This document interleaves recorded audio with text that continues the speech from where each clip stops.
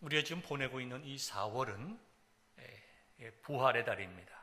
예수님께서 저와 여러분들을 구원하시기 위해서 이 땅에 오시고 생명 주시고 부활하심으로 저와 여러분들을 생명의 길로 인도하셨습니다. 저희는 이 시간 예수 그리스도를 우리의 구주로 영접한 모든 성도들은 우리의 육체의 생명이 오늘 끝난다 하더라도 우리의 영이 주님의 품 안에 있을 것이며, 우리 주님께서 재림하실 때에 저와 여러분들의 육체도 부활하여 정말 새로운 새 하늘 새 땅으로 들어가게 될 줄 믿습니다. 이와 같은 확실한 믿음을 가지고 살아가는 저와 여러분들이 되기를 바랍니다. 그래서 저희 교회에서도 지난 2주 동안에 그리스도의 고난과 부활에 관하여 말씀을 함께 나누었습니다. 예수님께서 부활하신 후에 이 땅에 40일을 계신 후에 승천하셨습니다. 40일을 계시면서 하신 일이 무엇인가가 오늘 본문에 나와 있는데요, 사도행전 1장 3절을 보니까 그가 고난받으신 후에 또한 그들에게 확실한 많은 증거로 친히 살아계심을 나타내사 40일 동안 그들에게 보이시며 그랬습니다. 예수님께서 40일 동안 이 지상에 계시면서 부활하신 것을 증거하셨다라는 것입니다. 그 다음에 이 부활하신 모든 증거를 통해서 제자들을 새로운 힘과 은혜를 주었습니다. 예수님께서 죽으시고 부활하셨지만 제자들은 혼란에 많이 빠져져 있었습니다. 40일 동안 계시는 동안 매일매일 주님께서 제자들과 함께 하시지 않으셨습니다. 성경에 자세히 나와 있지는 않지만 많은 시간들을 제자들은 홀로 있어야 했습니다. 예수님께서 죽으시고 부활하시기 전까지는 지난 3년 동안 공생의 기간 동안에는 예수님과 함께 생활을 했습니다. 정말 매일 같이 일어나서 같이 음식을 나누시고 같이 하나님 나라의 복음을 전하시고 같이 쉬시고 같이 대화하시고 가르치시고 같이 주무셨습니다. 이렇게 3년 동안 제자들의 모든 삶과 생활을 이끄셨던 주님께서 그들과 함께 하시지 않는 시간들이 많아지자 제자들은 혼란스러워하기를 시작했습니다.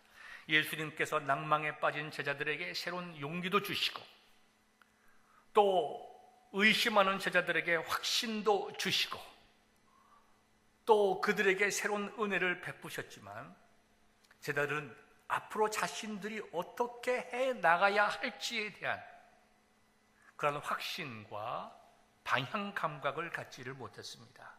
그래서 그들은 그와 같은 어려움 속에서 그들의 살아야 했기 때문에 물고기 잡으러 갔습니다. 그들의 일상으로 돌아갔습니다. 다른 말로 하면은 그들이 어떻게 독립적으로 신앙생활을 하며 예수님 없이 예수님의 제자로서 사명을 감당해 나가야 될지 방향 감각이 그들에게 없을 때에 예수님께서 40일 동안에 그들에게 무엇을 말씀하셨느냐?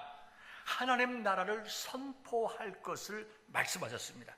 그것 역시 1장 3절에 나와 있는데요, 40일 동안 그들에게 보이시며 하나님 나라의 일을 말씀하시니라. 그러면서 뭐라고 기록하셨는가 하니까, 말씀하셨는가 하니까 4절에 보니까 사도들과 함께 모이사 그들에게 분부하여 이르시되 예루살렘을 떠나지 말고 내게서 들은 바 아버지께서 약속하신 것을 기다리라. 성령이 8절 보니까 성령이 너희에게 임하면 너희가 권능을 받고 예루살렘과 온 유대와 사마리아와 땅끝까지 이르러 내 증인이 되리라.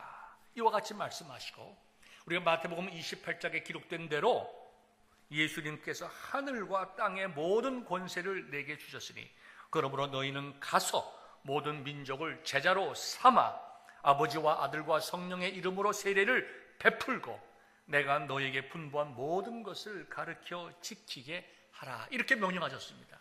그러니까 예수님께서 40일 동안 부활하신 후에 이 땅에 계시면서 하신 일의 핵심은 무엇인가?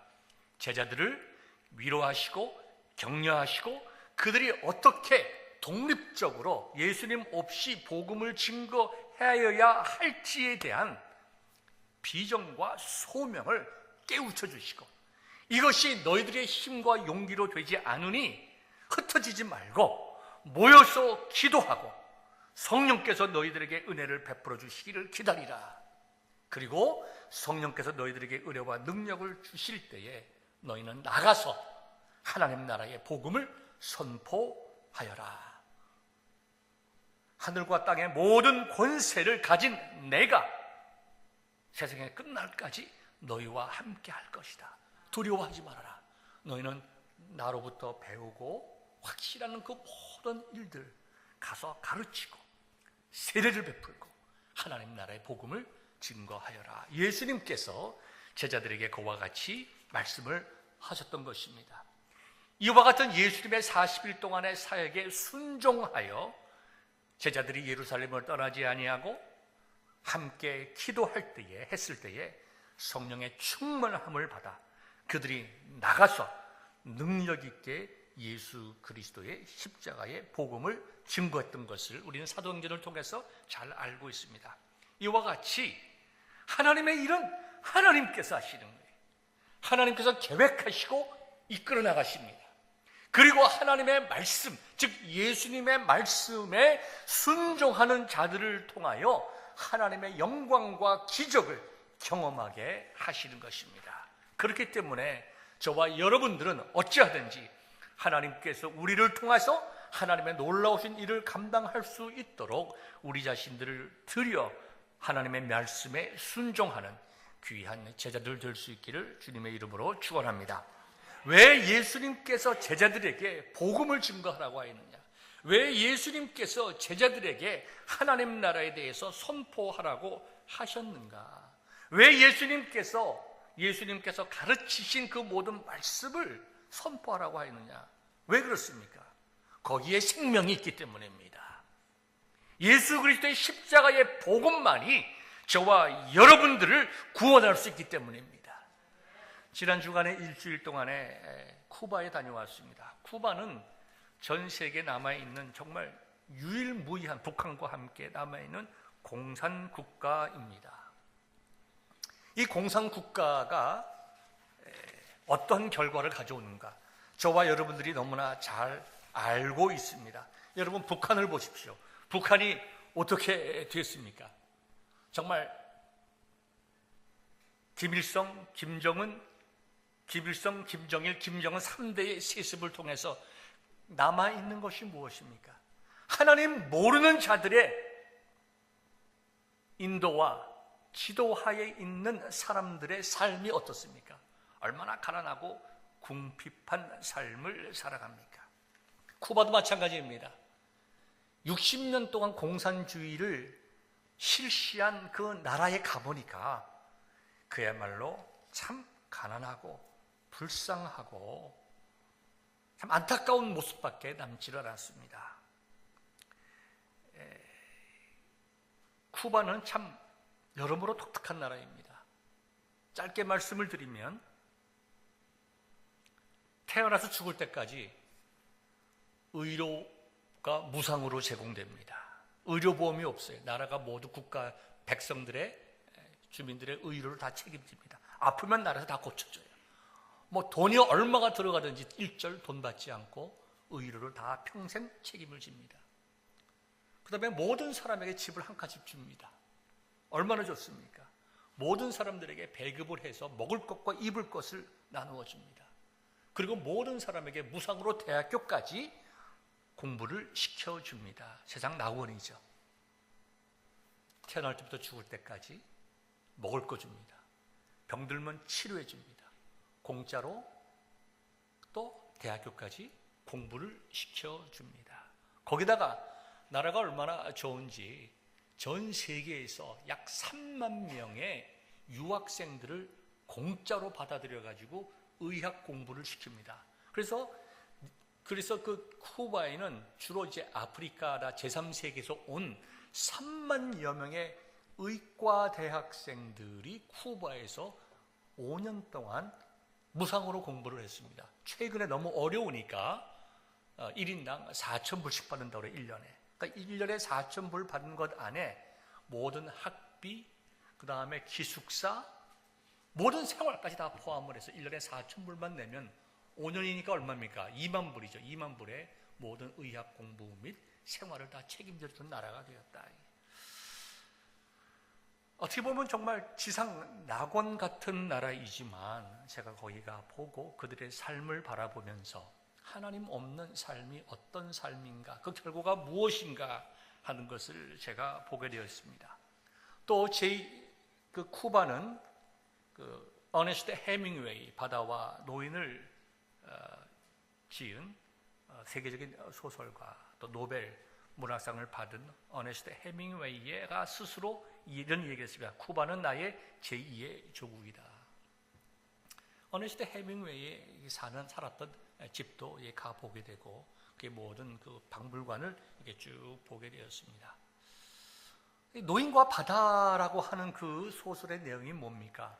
한 어부가 참 물고기 한 마리를 이렇게 잡기 위해서 평생 정말 사투를 합니다. 그리고 물고기를 자꾸 끌고 오고 보니까 다 다른 고기들이 뜯어먹고 뼈만 남았다는 것 아니겠습니까? 그게 뭘 의미합니까? 1, 2차 세계대전 후에 허무주의를 상징하는 내용이죠. 우리 인생이 참 이렇게 허망하다, 참 의미가 없다, 그렇게 노력하고 살고 아둥바둥 살지만 그 결과를 보니까 허망하다, 허무주의에 빠져서 그는 자살을 하고 맙니다.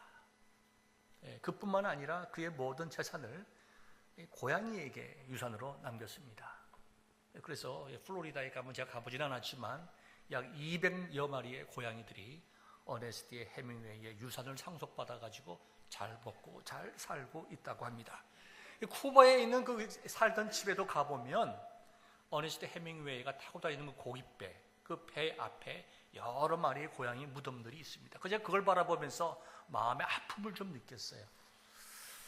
참 인간적으로 훌륭하고 많이 배우시고 정말 많은 창의력을 가지고 있는 분의 삶이 이렇게 끝냈어야 되겠는가? 세상에 먹지 못하고 입지 못하고 굶어가는 사람들이 많은데, 물론 고양이를 사랑하는 것도 중요하지만 그 많은 유산들을 꼭 그렇게 사용해야 되는가? 본인 자신이 인생에 의미가 없고 허무하다라고 생각하니까 인간에 대한 소망이 없는 거예요. 솔로몬의 자문의 말씀처럼, 전도서에 있는 말씀처럼 우리의 정말 우리 인생이 정확하고 확실한 믿음을 가지지 못하면 그 누구나 이 인생에 정말 허무하고 헛되고 의미 없음을 깨달을 수밖에 없지만, 예수님께서 저와 여러분들에게 삶의 이유를 주셨어요. 무엇입니까? 복음입니다. 우리가 왜 살아야 하는지 삶의 방향도 주셨어요. 그건 뭡니까? 나가서 너희들이 거저 은혜로 구원을 받았으니 너희도 나가서 주 예수 그리스도의 복음을 외치라는 것입니다. 왜 복음입니까? 복음에만이 생명이 있기 때문입니다. 우리가 그 은혜로 인하여 우리가 구원을 받았기에 우리가 생명을 받았고, 그 생명이 나로 하여금 하나님 나라에 대한 확실한 소망을 주었기에 다른 사람의 생명에 대한 연민을 가지고 그 생명을 구하기 위하여 저희들이 세상에 복음을 외치는 것입니다. 사랑하는 성도 여러분, 우리 교회는 어찌하든지, 성도 여러분 어찌하든지 우리가 이 땅에 지상 낙원을 만들려고 하는 헛된 꿈을 가진 공산주의 같은 사람들이 되지 말고 어떻게 하든지 하나님 나라의 소망을 두고 영혼 한 사람 한 사람을 위하여 정말 구원의 열정을 쏟는 저와 여러분들이 될 수 있기를 주님의 이름으로 축원합니다. 우리 교회는 지난 9년 동안 니카라구아 선교를 감당해 왔습니다. 제가 기록을 보니까 2011년도부터 저희들이 니카라구아 선교를 시작을 했습니다. 그리고 거기다 교회도 이렇게 짓고 지금까지 9년 동안 선교를 해오고 있습니다. 교회 건축도 하고 신학교도 이렇게 우리가 캠퍼스를 2개를 만들어서 지금 신학생들을 양육을 하고 있습니다. 38명의 졸업생도 졸업을 시켰고 지금 현재 한 40여 명의 학생들이 공부를 하고 있습니다.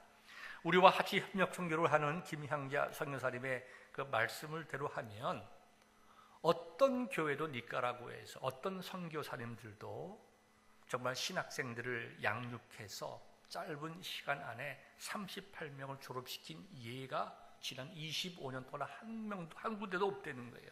다 100명으로 시작했다 중간에 없어지거나 뭐 서너 명 졸업하거나 하지 38명을 4년 동안에 졸업시킨 경우가 없다라고 하는 것입니다. 우리가 이만큼 열심히 했다는 것을 자랑하려고 하는 것이 아니라 여기에는 비록 작은 교회, 우리가 큰 교회가 아니잖아요. 작은 교회잖아요. 작은 교회지만 정말 복음의 열정을 가지고 헌신하시면 하나님께서 저와 여러분들의 섬김과 기도를 통해서 유례없는 일들을 하실 수 있다는 것입니다. 이것이 우리의 믿음이고 또 감사와 기쁨입니다. 또한 여러 가지 상황으로 인해서 목회를 하기 원하시는 분들도 많이 있고 신학교육을 받기 원하는 분들이 많아서 여러 군데에서 와서 도우라고 손을 내밀고 있습니다.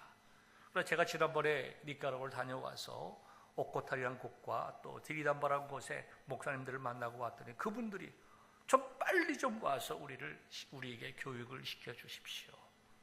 여러 가지 저희들이 현실적으로 여러 가지 어려움이 있어서 많은 일들을 다 할 수는 없지만 우리가 기도하고 또 우리가 섬기면 하나님께서 저희들을 통하여 선교의 문을 열어주시고 저희들의 기도와 여러분들의 섬김을 통해서 니카라구아의 목회자들이 잘 준비되어 그분들의 목회를 잘 해나갈 줄 믿습니다. 또한 우리가 지난 9년 동안 니카라구아 선교를 해오면서 여러 가지 어려움도 많이 있었습니다. 또 국내외적인 상황도 많이 있었습니다. 지난 1년 동안에는 니카라구아의 내전 규모의 어려움이 많이 500명의 시민들이 죽임을 당하고 정치적으로 굉장히 불안한 상황 속에 있습니다. 거기는 선교사님들의 말씀을 들으면 이제 IMF 가기 직전이라고 이야기를 하고 있으니까 정치, 경제적으로 앞으로 더 많은 혼란이 있을 수 있는 가능성이 매우 높습니다. 그래서 이와 같은 만약에 우리가 지속적으로 선교를 해 나가야 되지만 정치, 경제적인 혼란 때문에 우리가 선교를 더 이상 감당할 수 없게 된다고 하면 어떻게 해야 될 것인가? 그때 새로운 선교지를 찾고 또 하기보다 우리가 정말 미래에 가능성 있는 선교지를 한번 좀 이렇게 알아봐야 되지 않겠나 이렇게 기도하던 중에 킴넷이라는 선교단체에서 쿠바 선교에 대한 기회가 있어서 제가 이번에 10여 명의 목회자들과 함께 쿠바를 다녀오게 되었습니다. 요즘 이제 선교에 관해서 많은 이제 여러 가지 글들을 읽어보면 주로 이제 우리 한국 선교 100년을 뒤돌아보면서 왜 한국 교회가 그렇게 폭발적으로 발전을 하고 인원수로 보면 세계에서 두 번째, 세 번째, 어떨 때는 뭐 제일 많이 선교사를 보내고 인구 대비 선교사 숫자를 따지면 세계 1, 2위를 다툴 만큼의 선교 대국이 될 수 있었는가? 또 동시에 많은 선교사를 내보내지만 왜 많은 선교의 어려움이 있고 또 장기적인 대책이 부족한가? 만약에 앞으로 20년 뒤에 한국 교회가 좀 연약해져서 재정적으로 모든 그 선교 정책들을 감당할 만큼의 재정적인 리소스가 한국 교회에 없을 때에 그때는 어떻게 한국이 세계 선교를 감당해 나갈 것인가? 많은 글들이 지금 있습니다. 그러면서 그 여러 글들을 읽어보면 공통적인 것이 있습니다.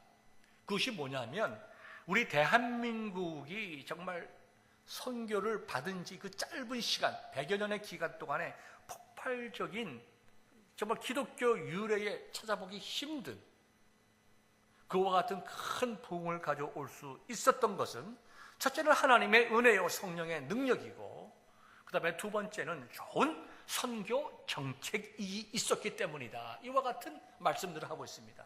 그리고 현재 한국 교회가 세계 선교를 위하여 해나가고 있는 가장 큰 위기가 무엇이냐?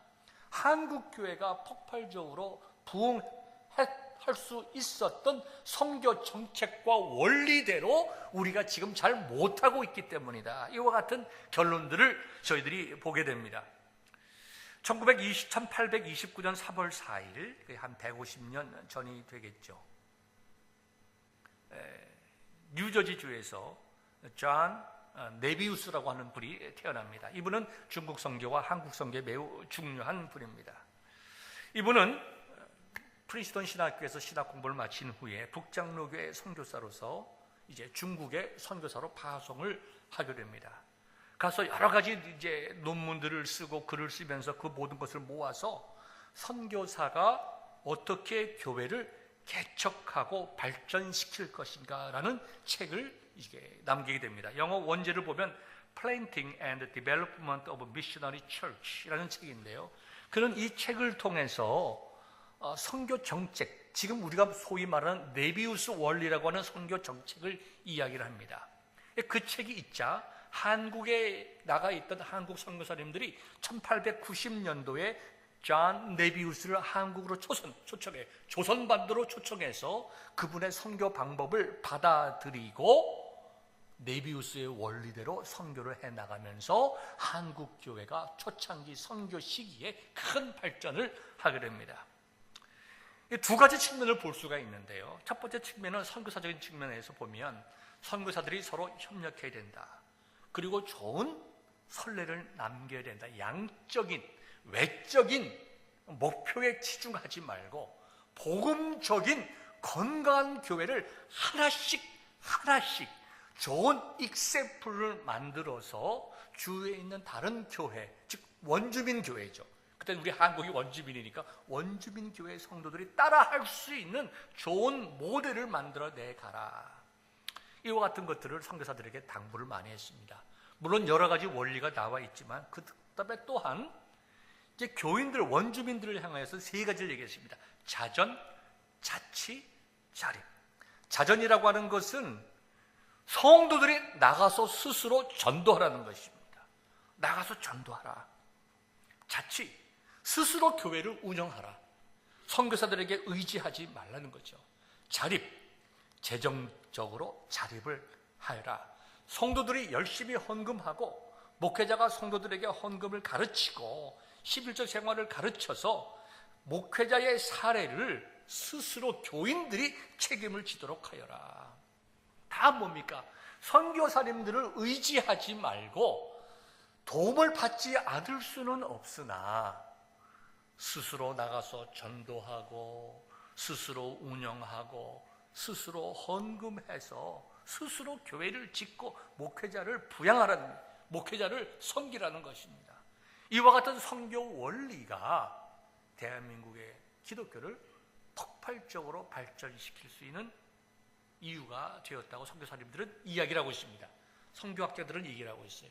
그런데 똑같은 원리를 중국에서 먼저 했는데 중국에서보다 한국에서 그것이 큰 열매를 맺게 되었습니다. 여러 가지 이유가 있겠죠. 특별히 국민성에 관한 것들도 많은 이유가 있겠죠. 저는 이번에 쿠바에 가서 쿠바에서 25년간 선교하신 선교사님의 선교 현장을 다녔습니다. 좀 이따 말씀을 드리겠지만 쿠바는 공산주의 국가입니다. 그리고 비자를 지금은 옛날에는 3개월, 지금도 3개월이라 3개월 이상 비자를 내주지를 않습니다. 영주권 받기가 거의 불가능합니다. 결혼을 해야 영주권 받는 거예요. 쿠바 사람하고. 그래서 이 선교사님은 지난 25여 년간 쿠바를 190 몇 번을 방문했대. 기록 적은 걸 보니까 석 달마다 나가, 석 달마다 나가. 또 다른 일이 있으면 들어갔다 나가고. 그 어디에 사시냐 하면 도미니카에 사시면서 가정을 도미니카에 두고 계속 다니시면서 도미니카와 그 다음에 쿠바 선교를 하셨다는 거예요. 그러면서 그분이 도미니카에 있는 교회와 쿠바에 있는 교회를 자연스럽게 비교하시면서 말씀하시는 것을 들으면서 왜 한국 교회가 그렇게 성장할 수 있었는가 하는 것을 제가 도리어 아주 쉽게 이해할 수가 있었습니다. 그분이 저한테 이렇게 설명을 하세요. 쿠바에 있는 교회와 그 다음에 도미니카에 있는 교회를 비교합니다. 똑같이 같은 선교사입니다. 똑같이 교회를 짓습니다. 도미니카에 있는 교회에서 이 전구가 나가거나 비가 새면 목회자들이 이렇게 얘기가 되는 거예요. 선교사님, 이 전구가 불이 나갔습니다. 새 것을 바꿔야 됩니다. 지금 비가 셉니다. 이렇게 보고를 한 후에 선교사가 전구를 바꿔줄 때까지, 비 새는 것을 선교사가 고칠 때까지 아무런 일을 안 한다는 거예요. 니카라과도 비슷합니다. 저한테 지속적으로 요청을 해요. 이거 해 주십시오. 저거 해 주십시오. 유리창이 깨졌습니다. 제가 한 번도 거기에 대해서 돈을 준 적이 없습니다. 왜 그러냐 하면 그런 것들은 그 교회 성도들이 충분히 해 나갈 수 있는 것이기 때문입니다. 저희 교회는 가능한 한 니카라과 선교를 네비우스 방법에 따라서 하려고 애를 많이 쓰고 있습니다. 여러 가지 어려움이 있어서 갈등도 있고 오해도 있고 정말 힘들긴 하지만 그래도 확실한 시대를 뛰어넘어서 성경적인 원리를 통해서 나온 네비우스 선교사의 선교 원리에 따라서 저희 교회도 우리 하레드 목사의 얘기를 합니다. 행사적인 일을 하지 마시고 전도하세요. 젊은 목사가 돼가지고 행사를 많이 하려고 합니다. 목사님 3,000불을 보내주십시오. 그러면 200가정을 데려다가 먹이고 재우고 하면서 무슨 세미나 하겠습니다. 제가 안 돕습니다. 그거 왜 합니까? 그렇게 하면은 교인들이 우리 교회에 올 수 있다. 그렇게 하지 마시고 동네 다니면서 전도해서 한 사람 한 사람 전도해서 성도로서 양육하세요. 교회 집사님들을 세우세요. 재정을 목사님이 하지 말고 재정 집사를 두십시오. 자꾸 자치를 할 수 있도록 가르칩니다.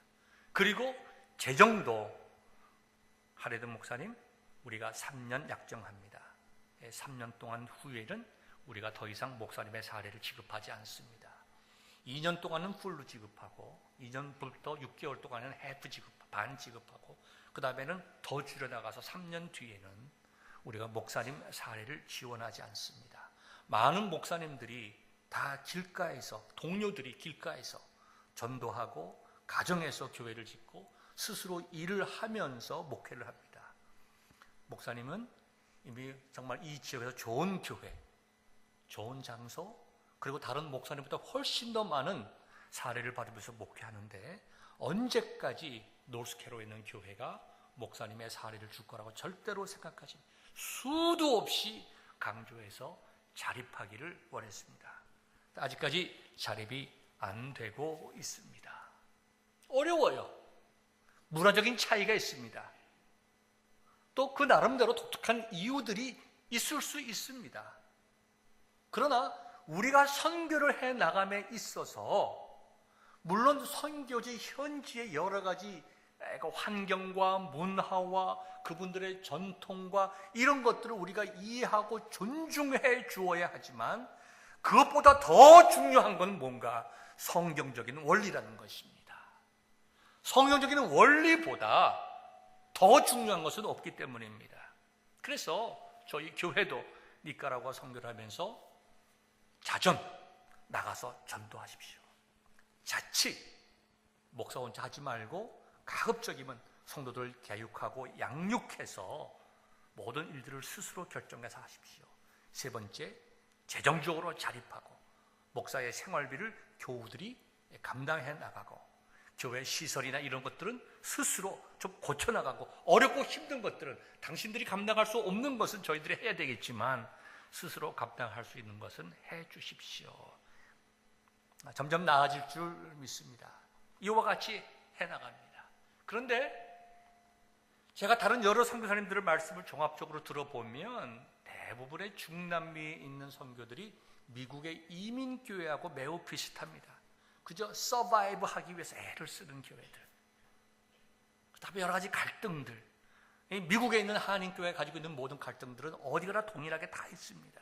그래서 중남미에 있는 교회들이 자기의 교회를 뛰어넘어서 다른 나라에게 복음을 전하겠다는 그와 같은 선교적인 마인드를 가지기가 매우 힘들고 찾아보기가 힘듭니다. 자신들의 교회를 유지하기가 힘들기 때문에 나가서 다른 나라에 세계 선교를 위해서 우리가 정말 복음을 전하야 이런 개념들이 아직까지는 없습니다. 일반적으로 말씀을 드릴 때. 그런데요, 쿠바란 나라는 아주 독특하게 현지 목사님들을 만나면 자기네 교회를 도와달라고 하는 것이 아니고 우리가 세계 선교를 좀 하고 싶은데 나가서 복음을 증거하고 싶은데 한국 교회와 협력하고 싶습니다. 이게 핵심이에요. 제가 참 도전을 많이 받았습니다. 대부분 중남미 교회가 그렇듯이 이 순복음 교회들이 거기에 이제 교회의 주류를 이루고 있습니다. 주류를 이루고 있는데 이번에 가서도 그 순복음 교회, 그 수도 아바다에서 제일 큰 교회 중에 하나인 교회에 가서 그 만났습니다. 그 담임 목사님이 그 자기네 교단의 선교 담당 책임자였다가 지금 총회장입니다. 그분이 그런 얘기를 해요. 우리가 한국교회 도움도 많이 받고 세계교회 도움을 많이 받았는데 이제는 우리가 나가서 선교하고 싶습니다. 협력합시다. 우리에게는 헌신된 좋은 선교자들이 후보생들이 많이 있습니다. 이분들을 교육시켜 주시고 이분들이 나가서 선교할 수 있도록 도와주십시오. 우리 쿠바 교회가 아니라 쿠바 사람들이 나가서 복음을 전할 수 있도록 도와달래요. 그것을 보면서 이 작은 이 아시아의 한국이 전 세계에서 정말 독특한 선교 강국이 됐듯이 동일한 그런 그 문화적이고 그런 걸 뛰어넘는 신앙과 복음이라는 열정이 이 쿠바라는 크지 않은 나라잖아요. 섬나라잖아요. 이 나라를 통해서 하나님께서 세계 선교를 위하여 사용하시겠다고 하는 그와 같은 기대와 그와 같은 꿈과 또 그와 같은 확신을 가지고 오게 되었습니다. 우리들은 한국말을 쓰고 그 다음에 영어를 우리가 이제 제2국어로 제2외국어로 사용합니다. 그러나 여러분들 영어를 쓰는 분들보다 스페니쉬를 쓰는 분들이 전 세계적으로 훨씬 더 많습니다. 알고 있지 않습니까? 선교사님들이 나가서 20년 해도 정말 모국어처럼 언어를 사용할 수가 없습니다. 만약에 스페니쉬 분들이 정말 선교를 대한 열정을 가지고 나가서 우리는 뒤에서 기도로 후원하고 그다음에 물질로 후원하고 그 스페니쉬 교회 즉 쿠바라든지 어느 중남미 있는 국가들이 나가서 중남미 국가들을 위해서 선교한다고 하면 그것만큼은 정말 효과적이고 정말 지혜로운 방법이 어디 있겠습니까? 저는 오늘 여러분과 앞에 거기에 대한 이야기를 조금 더 자세히 나누기를 원합니다. 혹시 말씀을 들으면서 저에게 이제 우리 목사님이 이제 니카라과 그만두고 이제 선교 쿠바를 하려고 하는가 보다 그런 선입견 갖지 않기를 바랍니다. 왜냐하면 우리 교회는 니카라과 선교를 계속 해야 됩니다. 우리가 선교를 한번 하면 적어도 10년, 15년은 우리가 해야죠. 이제 겨우 9년 했습니다. 어떤 사역의 열매를 보기 위해서 선교 같은 경우에는 10년, 20년 해 나가야죠. 쉽게 선교를 바꿀 수가 없습니다. 그러나 어떤 경우가 있어서 하나님께서 우리에게 정말 새로운 기회를 허락하신다고 하면 우리는 그에 순종해야 됩니다. 그러니까 그와 같은 편견을 가지지 마시고 정말 조금 더 이 얘기를 나눌 수 있기를 바랍니다. 이 중남미 제국은 1492년 10월 12일 이 바하마 군도 즉 어디냐 하면 그 플로리다 밑에 그다음에 쿠바 오른쪽에 이게 바하마 군도라고 그러잖아요. 거기 보면 무슨 뭐 자마이카도 있고 여러 가지 그 커리비안 해 거기에 1492년 10월 12일 바하마 군도의 한 섬인 살살바도르를 이 크리스토퍼 콜럼버스가 발견하면서 아메리카 대륙에 대한 신세계가 열리게 됩니다. 이 얘기를 들어보면 콜럼버스가 2달 동안 이제 운행을 했는데 배를 타고 왔는데 아무리 가도 이제 육지가 나오지 않으니까 거기 있는 선원들이 이거 안 되겠다. 우리가 콜럼버스를 우리가 죽이고 우리 다시 돌아가야 되겠다. 그렇지 않으면 우리 모두가 다 여기서 죽고 말겠다. 그래가지고 콜럼버스를 이제 선상에서 반란을 일으켜가지고 콜럼버스를 죽이려고 하던 바로 그 전날에 발견한 섬이 살살바도르 섬이. 그 다음에 쿠바도 발견하게 되고 이와 같이 이제 발견하면서 이제 아메리카 대륙이 발견되는데요. 그래서 미국에서는 10월 12일을 컬럼버스 데이라고 하고 있는 것입니다. 그런데 이 컬럼버스가 신세계를 발견을 해서 여러 가지 새로운 세상이 시작됐지만 얼마나 스페인이 한 400~500년 동안 이 땅들을 지배하면서 어려움을 줬는지 중남미 지역에 그 당시에 원주민들이 한 1억 명 있었습니다. 1억 명. 1억 명의 원주민들이 400년이 지나면서 300만으로 줄어들었어요. 그 새로운 도시를 건설하고 일을 하고 하면서 정말 많은 사람들을 갖다가 정말 사람들을 다 노예처럼 사용을 해서 1억 명의 인구들이 늘어나지 않고 400년 뒤에 300만으로 줄어들고 아프리카에서 노예를 잡아다가 100만 명 이상을 잡아다가 스페인에서 거기다 투입을 시켰습니다. 그래서 종족적으로도 완전 믹스를 시켜버렸어요. 얼마나 억울하고 분하겠어요. 1억 명이 되는 사람이 300만으로 줄었다고 하니까. 우리는 일본에 36년 동안 이게 식민지로 있었음에도 아직도 저희들은 정말 분노하고 있지 않습니까? 근데 400년간 이와 같이 식민지로 있었지만 놀랍게도 중남미 사람 그 어디도 스페인에 대해서, 포르투갈에 대해서 반감을 가지는 사람이 없습니다. 왜냐하면 반감을 가질 만한 원주민은 다 죽었기 때문에 거의 다 사라져버렸어요. 그리고 그들이 생각하는 스페인은 뭐냐? 어머니 국가예요. 어머니 국가. 스페인에서 이와 같이 뭐 니카라구면 니카라구를 세워줬고, 뭐 쿠바를 세웠고, 도미니카를 세우고 말이죠. 이와 같이 이 스페인의 지배에 대해서 반발하지 아니하고 어머니 나라라고 하는 그리움과 존중의 마음이 있다는 것에 너무 놀랐어요.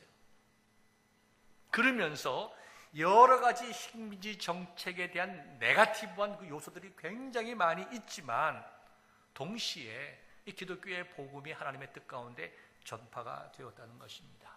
그래서 이 쿠바도 굉장히 아름답고 찬란한 문화를 가진 적이 있습니다. 제가 얘기를 들어보니까 대한민국이 1953년도에 6.25 전쟁이 끝나고 고아들이 길가에서 울고 그럴 때 도미니카에서 16만 불을 구제금으로 대한민국에 보냈다는 거예요. 놀랍죠? 그러니까 과거에 아주 잘 살았던 나라들입니다. 그 정말 동양에 있는 나라, 아시아에 있는 나라가 애들이 저렇게 죽고 고아들이 있으니까 너무너무 불쌍해서 도미니카 교회에서 16만 불을 민간인들이 모금을 해서 대한민국에 보냈다는 거예요. 그랬더니 아이티, 지금 중간에 제일 못 살잖아요. 아이티에서 50만 불을 보냈다는 것 아닙니까? 그러니까 그 얘기는 정말 첫째는 너무나 감사하기도 하고 두 번째는 그만한 능력이 있을 만큼 교회들도 부흥하고 국가가 잘 살았다는 것입니다. 지금 많이 바뀌었죠. 바뀌어서 우리가 그분들을 돕게 되고 그분들을 이제 섬기게 되었습니다. 쿠바는 이렇게 400년의 이제 스페인 식민지를 겪은 후에 또 미국의 준 식민지 치하에 있다가 1953년 7월 26일 피델 카스트라, 체 게바라 이런 사람들이 공산주의 사회혁명을 일으켜가지고 공산주의 국가가 되고 60년이 지났습니다.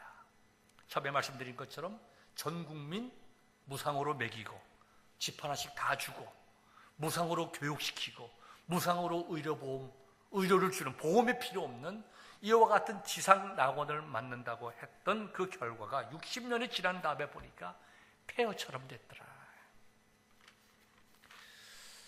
저는 어릴 때에 중학교 국민학교 다닐 때 옛날에 한국의 새마을운동이고 교회가 막 성장할 때 많은 목사님들이 이렇게 얘기했습니다.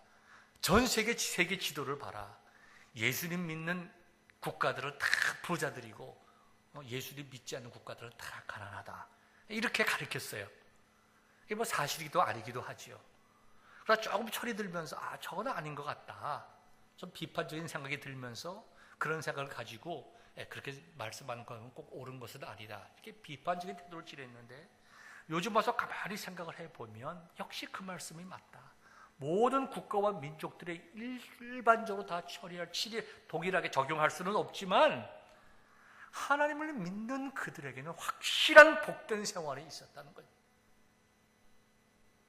하나님을 섬기는 국가들이 다 복된 국가들이 되었다는 것입니다. 물론 그 후에 타락한 국가들이 많이 있어서 대표적인 국가는 프랑스 같은 경우죠. 기독교 인원들이 보험적인 기독교 인원들이 전 국민의 2%도 안 되고 한 1.78%밖에 안 된다. 프랑스는. 우리가 선교해 나가야 될 그런 곳이죠. 쿠바 역시 공산주의 치하에 있는 그 나라의 결과를 보여주는 거죠. 북한도 마찬가지고 베네수엘라도 마찬가지죠. 잠깐 좀 우리 스크린을 보면서 좀 보겠습니다. 스크린 좀 올려주시기 바랍니다. 이게 쿠바입니다. 이 쿠바에서 가장 가까이 있는 플로리다까지 90마일밖에 안 돼요. 여기서 랄리 정도의 차이밖에 안 됩니다. 수영 잘하시는 분들은 건너갈 수 있을지 모르겠어요. 배 타고. 여기가 이제 도미니카 공화국, 여기가 아이티입니다. 그래서 이제 우리 그 선교사님께서 도미니카에 계시던 여기를 갔다가 25년 동안 190몇 번을 다녔다는 것 아닙니까? 여기가 우리가 있는 이제 니카라구아죠. 니카라구아. 이제 플로리다에 있는 저기 마이애미에서 비행기를 타고 니카라로 가면 이렇게 지나 이렇게 내려갑니다. 그래서 늘 쿠바 위로 이렇게 다녔었는데 이번에 처음으로 쿠바를 가보게 되었습니다. 넘어갑니다. 미국의 국회의사당과 비슷한 규모의 국회의사당을 지금 여기 있게 서 있습니다. 다음. 여기는 이제 전에 슬라이드 보여주시면 이 건물인데 얼마나 그 쿠바가 예술이 발전되어 있는지 음악, 그 다음에 미술 이게 굉장히 이제 발전되는 나라입니다. 그저 거의 매일 이 발레가 굉장히 유명해서 음악회, 발레 이런 연주 공연들이 계속적으로 가난한 나라지만 이어져 가고 있습니다. 넘어갑니다. 제가 핸드폰으로 찍은 거예요. 이거 엽서가 아닙니다. 바다 색깔이 정말 이렇습니다. 여러분 한번 갔다 오실 수 있으면 갔다 오시면 좋겠어요. 그렇지만 실제의 삶에 들어가면 그와 같은 좋은 문화적인 유산이 있음에도 불구하고 공산주의 60년을 지나면서 그저 뭐라고 얘기해야 될까? 발전이 없이 그대로 망해가는 국가의 모습을 그대로 보여줍니다. 이 뒷골목 좋은 건물들이 다 낡았어요. 아무도 수리 안 합니다. 넘어갑니다. 이 참 아름다운 건물들이지만 아무도 페인트를 새로 칠하지 않고 수리하지 않습니다. 넘어갑니다. 이런 집들을 보세요. 넘어갑니다. 이 다 빈 집들이. 폐허가 된 집들이 많이 있는데 사람들이 삽니다. 근데 고치질 않아요. 이거 보세요. 이 국가가 지어준 아파트입니다. 나라가 하나씩 주니까. 이게 고치질 않습니다. 왜냐하면 자기 개인의 것이 아니기 때문에. 나라에서 식량 배급 주죠. 아이들한테 옷도 주죠. 자기가 살다가 문제가 생기면 이게 고립이 되는 나라이기 때문에 물자를 구하기가 굉장히 힘이 됩니다. 비싸기도 하고. 그러니까 자기 집에 유리창이 깨졌다. 그럼 그 유리창을 가는데 굉장히 돈이 많이 들어가고 구하기도 힘든 거예요. 그리고 돈을 막 벌어가지고 그걸 구태여 고치려고 하지 않는 것이 자기 거가 아닌 거예요. 그러니까 인터넷 같은 것도 가보면 인터넷 사는 카드를 사러 가보니까 없어요. 우리 같으면 어떡합니까? 수요가 많으면 많이 갖다 놓고 팔 거 아니에요. 그래야 이익이 많이 생길 거 아니에요. 근데 거기는 모든 국민이 다 공무원입니다. 다 공무원이에요. 다 국가로부터 월급을 받아요. 컴퍼니가 하나밖에 없어요. 국가가 그냥 회사예요. 다 직원들이에요. 그러니까 자기가 10개를 팔든지 100개를 팔든지 자기에게 돌아오는 베네핏은 아무것도 없어. 똑같아. 그러니까 안 하는 거예요. 그러니까 발전이 없는 겁니다. 지상 낙원을 꿈꾸려고 했지만 인간이 어떤 존재인가에 대해서 성경이 말하는 대로 인간은 다 죄인들이고 악한 것을 좋아하고 정말 스스로 정말 진리를 찾을 수 없다는 하나님 말씀을 부인하니까 그들은 인간을 신뢰하고 너무나도 리스펙트해 들어가는 거예요. 다 같이 잘 살 수 있다. 결과는 뭡니까? 다 같이 인간 본성에 따라서 다 같이 몰락하고 말았다. 고치질 않아요. 그러니까 모든 동네가 60년 전부터 60년 동안 몰락해 가는 거죠. 그 모습이 그대로 남아 있습니다. 넘어갑니다. 여러분 보시는 이런 차들을 보세요. 이거 얼마나 이게 비싼 차입니까? 미국에 있으면 굉장한 부자들만 가질 수 있는 차지만 여기서 누구나 탈 수 있는 택시입니다. 차 수입이 안 됩니다. 경제적으로 봉쇄되어 하기도 하고, 그 다음에 차를 수입하려고 하지도 않아요. 왜냐하면 모든 것들을 국가가 통제하려고 하기 때문에. 사람이 이제 국가에서 이렇게 생각한다는 거예요. 사람이 걸어 다녀야 된다. 그러면 앞만 보고 가는데 사람이 부유해지고 차도 생기고 하면 이곳저곳을 다니면서 여러 가지 불평거리를 이야기한다는 거예요. 국가가 국민들을 철저히 통제합니다. 그래서 이 차들이 이런 차들을 타고 다닙니다. 멋있는 것 같지만 오픈카 같지만 지난 일주일 동안 노스캐롤라이나 여기 살았으면 10년간 먹을 먼지와 매연은 다 마시고 왔습니다. 그 차가 없어요. 관광객들을 위해서 렌트카를 수입을 합니다. 그렇지만 그 렌트카를 3년 뒤에 팔 때에 너무 가격도 비싸고 그 다음에 그 한정되게 일반 시민들에게 돌아갈 기회가 거의 없는 거예요. 그러니까 선교사님이 차를 봤더니 선교사님이 차가 3대가 있어요. 큰 센터를 유지하기 때문에. 한국의 티코 차가 다니더라고요. 그게 단종된 것이 2000년 전에 단종됐다고 얘기 들었는데 20년이 넘은 차입니다. 근데 그 차가 얼마인 줄 아십니까? 3만 불이 넘어요. 또 거의 20년 된 현대 소나타를 타고 있더라고요. 그건 5만 5천 불 주고 샀답니다. 차가 없으니까. 돈이 있어도 차를 살 수가 없는 거예요. 그러니까 뭐 20년 된 차, 30년 된 차, 이런 차도 한 대 있는데 그거는 1956년도에 나온 차도 하나 있더라고요. 제가 태어나기도 전에 있던 차가 지금도 굴러다니는 것입니다. 근데 상황이 그렇습니다. 넘어갑니다. 황폐해지는 거죠. 한국 사람들이 쿠바에 살고 있습니다. 한국의 이제 해외 이민사를 보면 첫 이민이 1903년에 하와이로 이민을 가기 시작했습니다. 그 다음에 2년 뒤인 1905년도에 인천에 있는 내리교회에서 많은 성도들이 이제 멕시코로 이주를 하게 됩니다. 물론 인천 내리교회에 있는 성도들이 다 간 건 아니지만 인천 내리교회를 돌보고 있던 선교사님들이 이민 갈 것을 주선합니다. 그 당시에 멕시코도 아주 잘 사는 나라입니다. 그러니까 선교사님이 보니까 너무너무나 가난한 거예요, 이민족이. 그러니까 여기서 이처럼 이렇게 굶고 배고프기보다 차라리 새로운 꿈을 가지고 이민 가는 것이 낫겠다 해가지고 멕시코 유카탄 쪽으로 이제 이민을 주선하게 됩니다. 그래서 좋은 의도를 가지고 이민을 주선을 했는데 그것이 사기 같은 이민이 되어서 노예 같은 생활로 전락을 하고 맙니다. 가서 애니깽이라고 하는 그러한 식물을 재배하는 농장. 그 당시에 스페인이 전 세계의 해양을 지배했으니까 그 밧줄을 만드는 거죠. 밧줄을 만드는 쓰는 그 선인장 같은 건데요.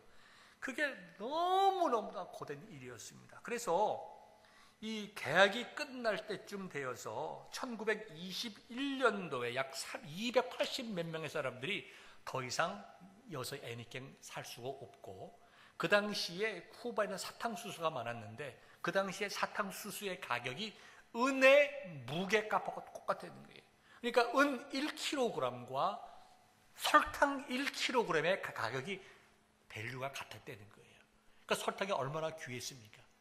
옛날에 중국의 차가 귀했듯이.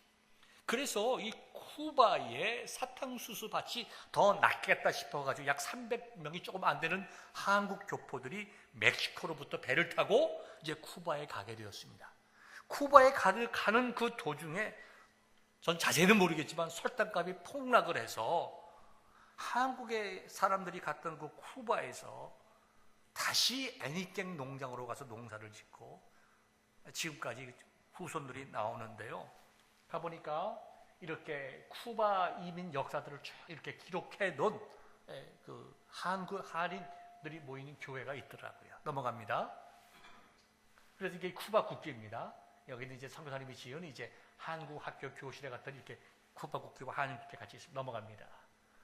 이거는 어떤 한 학자가, 한 사회학자가 쿠바의 한인들의 후손이라고 알려진 1000여 명의 사람, 즉 한국인의 피가 조금이라도 섞인 1세부터 5세까지의 그 모든 사람들의 이름과 생년월일과 한국 DNA를 혈액 분석을 해가지고 이렇게 검사했는데, 어떤 분은 이분 같은 경우에는 1923년도에 태어난 사람이에요.